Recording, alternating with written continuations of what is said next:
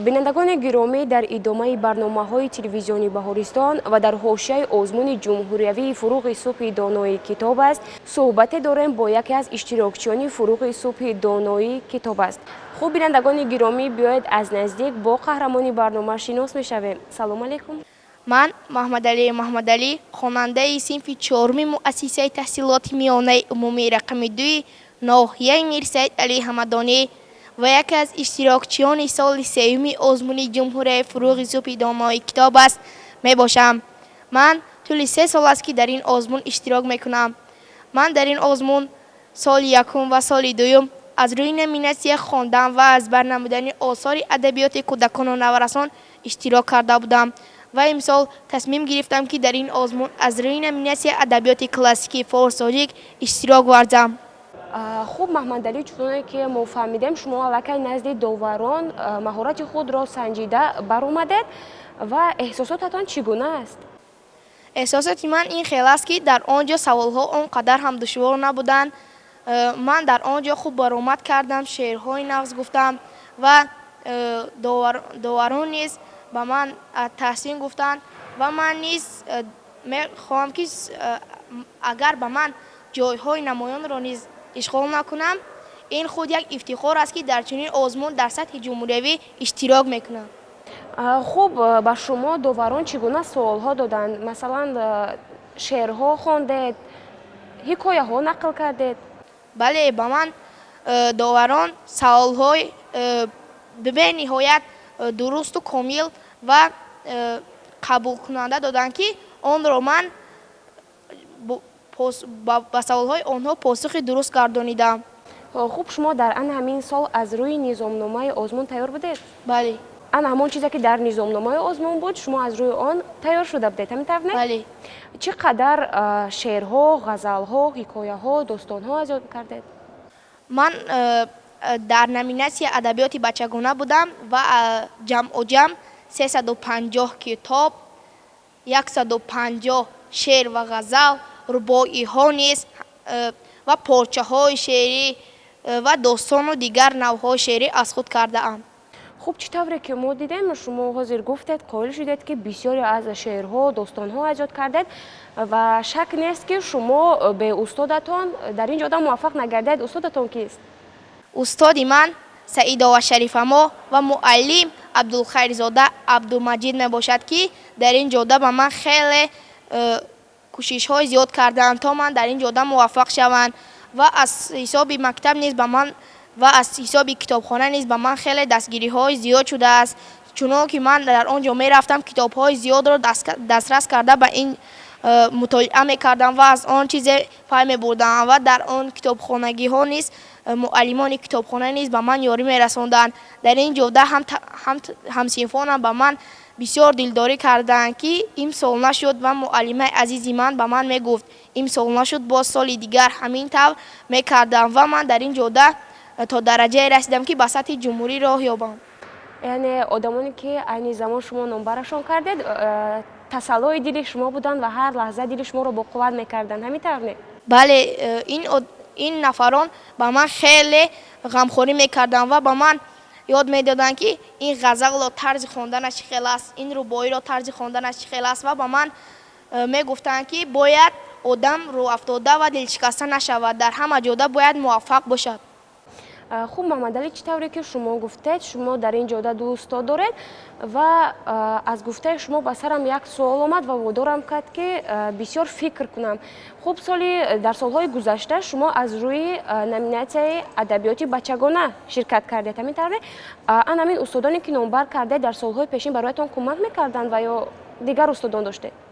бале, дар ҳар ду ҷода устодони ман хеле муваффақ буданд. аз ҷумла муаллима Саидова Шарифамо ба ман ҳам боз муаллим Абдулхайрзода Абдулмаҷид мебошад ва онҳо ба ман хеле муваффақиятҳо аз ҳисоби онҳо ба дасти ман расидааст ки онҳо дар ҳар ду ҷода ҳам таҷрибаи кофӣ доранд, махсусан дар номинатсияи адабиёти кӯдакону наврасон ва дар номинатсияи адабиёти классик онҳо хеле аз ҳисобе ки он пиронсол бошад, ҳам ба хондани адабиёти кӯдакону наврасон ва классик бисёр шавқу рағбати бениҳоят зиёд дорам.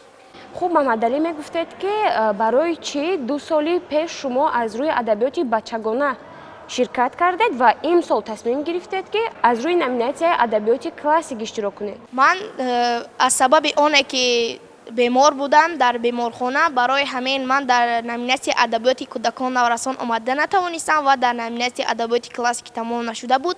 Дар он ҷо ширкат варзидам ва дар он ҷо низ муваффақ гардидам ва то даври ҷумҳуриявӣ рохат ёфтам.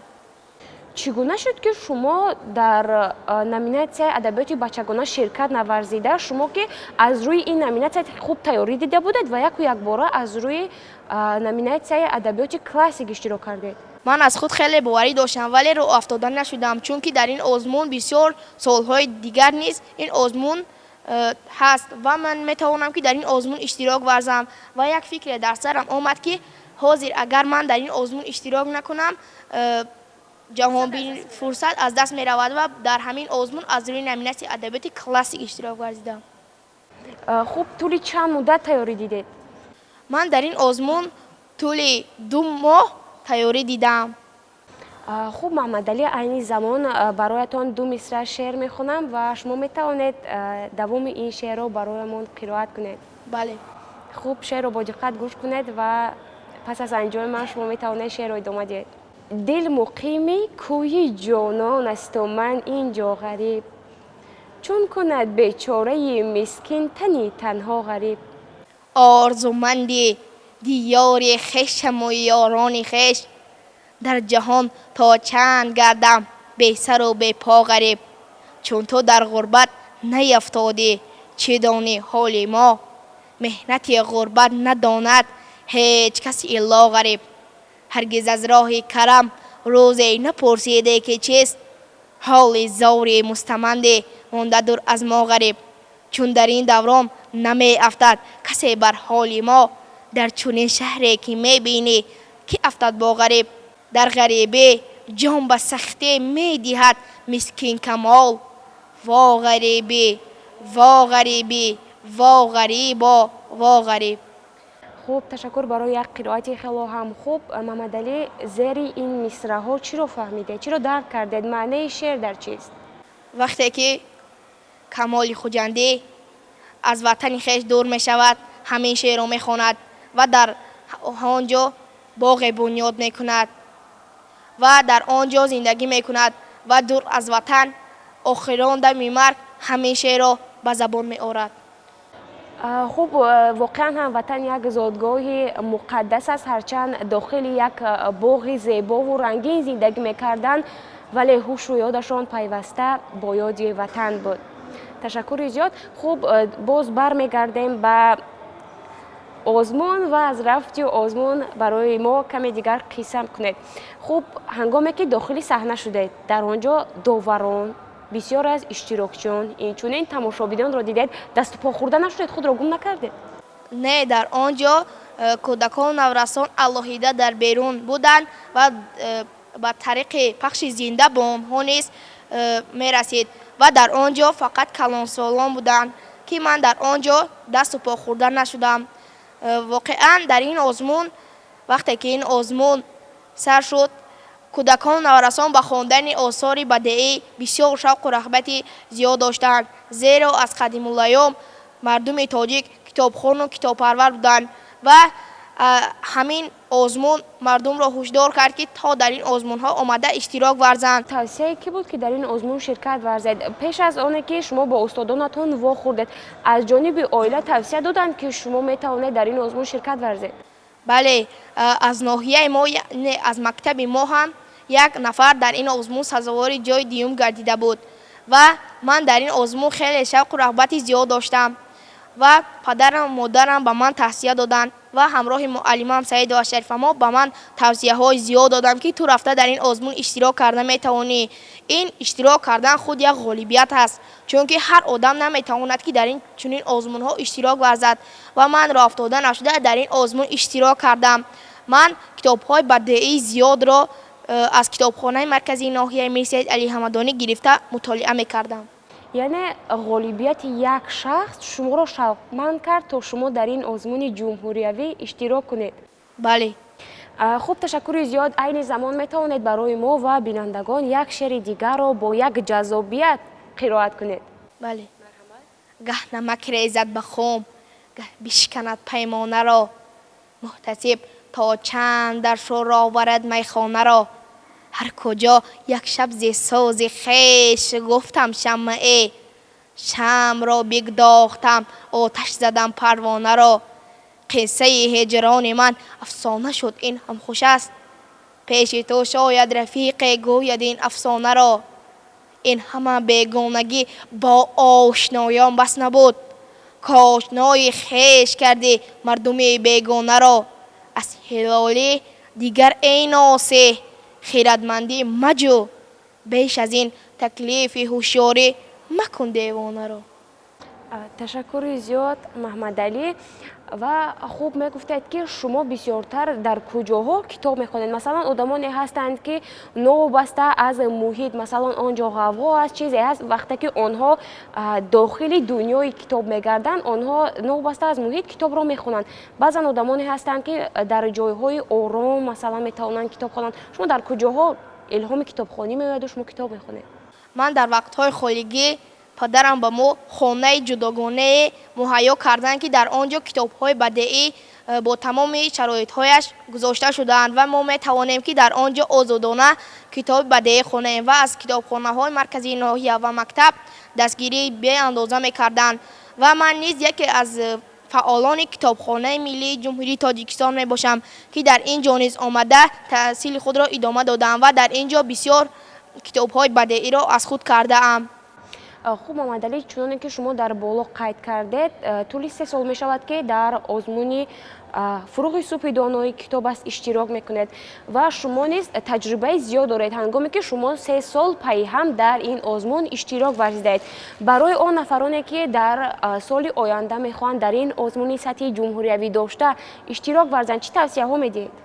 ман ба ҳамсолони худ тавсия медиҳам, ки дар ин озмунҳо бисёртар омада иштирок варзанд ва донишу маҳорати худро санҷанд, зеро ки ин ғолибият нест, чун як дар ин озмун иштирок кардан хеле ҳунари зиёдро талаб мекунад ва ҳар одаме ки дар ин озмун иштирок мекунад, ин худ як ғолибият аст барои ҳамин одам. хуб, барои иштирок дар ан ҳамин озмун сараввал барои инсон чӣ лозим аст? Масалан, дар баробари оне ки китобҳои зиёд хондааст, чӣ лозим аст? Масалан, ҷуръат, чӣ? ҷуръат, суханҳои ширин ва ҳолати суханварӣ онро низ дар он ҷо ҳакамон ба назар мегиранд. одам аз сабаби оне ки чизҳои кам низ мутолиа карда бошад, маҳорати сухангӯӣ ва суханварии он агар беандоза бошад, аз одами китобхоне ки китоби зиёд хондааст ва ҳеҷ чизро намедонад, ҳатто ки он ғазалро таҳлил кунад, ин беҳтар аст.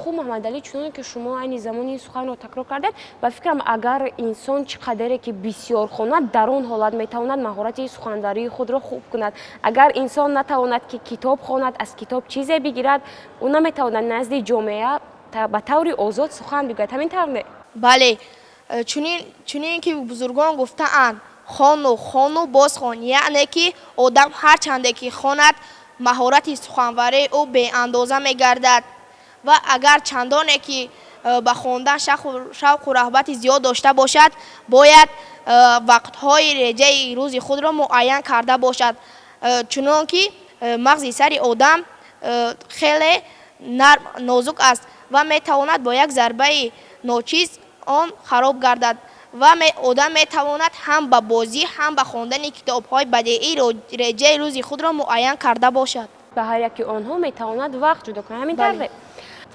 маҳмадалӣ, оҳиста оҳиста суҳбати мо ба поён мерасад ва дар охир метавонед барои мо ва бинандагон як шеъри дигарро қироат кунед ва ба ҳамин суҳбати худро ба анҷом расонед.